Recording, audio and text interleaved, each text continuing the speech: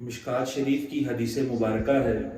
حضرت ابو قتادہ رضی اللہ تعالی عنہ اس حدیث کے راوی ہیں۔ آپ کہتے ہیں کہ ایک رات رسول اللہ صلی اللہ علیہ وآلہ وسلم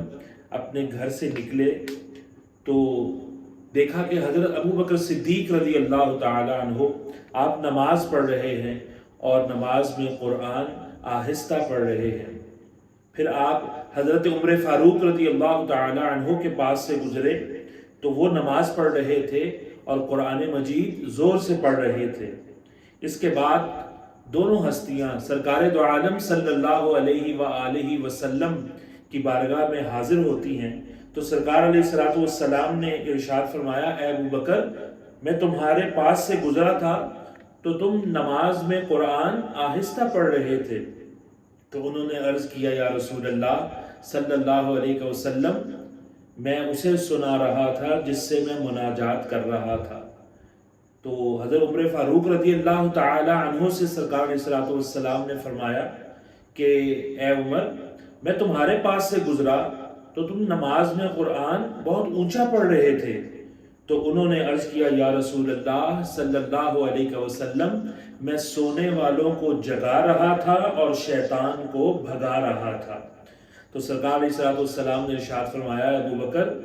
تم نماز میں آواز تھوڑی اونچی رکھو، یعنی بلند آواز سے قرآن پڑھو، اور حضرت عمر رضی اللہ تعالی عنہ سے ارشاد فرمایا کہ تم اپنی آواز کو کچھ کم کرو۔ اس حدیث مبارکہ سے پتہ چلا کہ بلند آواز سے اور آہستہ دونوں آواز سے ذکر کرنا جائز ہے، کہ قرآن اللہ کا ذکر ہے تو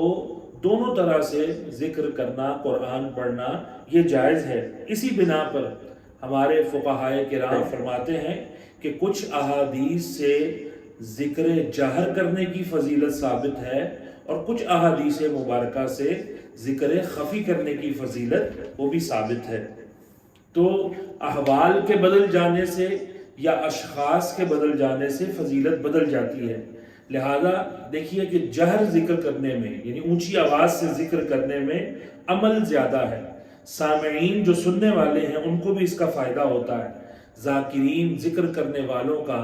قلب بیدار ہوتا ہے، ان کی توجہ سماعت ذکر کی طرف چلی جاتی ہے، اور جس سے نیند چلی جاتی ہے، روح کو سکون حاصل ہوتا ہے۔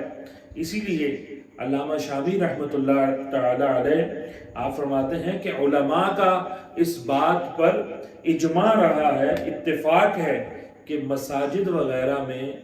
جماعت کے ساتھ، یعنی اکٹھے ہو کر ذکر کرنا بلند آواز سے، یہ مستحب ہے، مگر اس صورت میں کہ جب ان کے جہر سے سونے والے، نماز پڑھنے والے اور قرآن کی تلاوت کرنے والوں کے معاملات میں خلل واقع نہ ہو، یعنی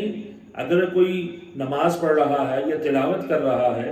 اور یا معتکفین ہیں وہ سو رہے ہیں، تو اب ان کے پہلے سے ہی، کیونکہ وہ نیند میں محو ہیں، معتکفین اعتکاف کرنے والے، یا قرآن مجید کی تلاوت پہلے سے ہی ہو رہی ہے یا نماز پڑھنے والے موجود ہیں، تو ان کی موجودگی میں اونچی آواز سے ذکر نہ کیا جائے۔ لیکن اگر سب لوگ مل کر ذکر کرنے کے لیے موجود ہیں تو اب ان لوگوں کو چاہیے کہ یہ قرآن مجید ذرا ہٹ کر پڑھ لیں،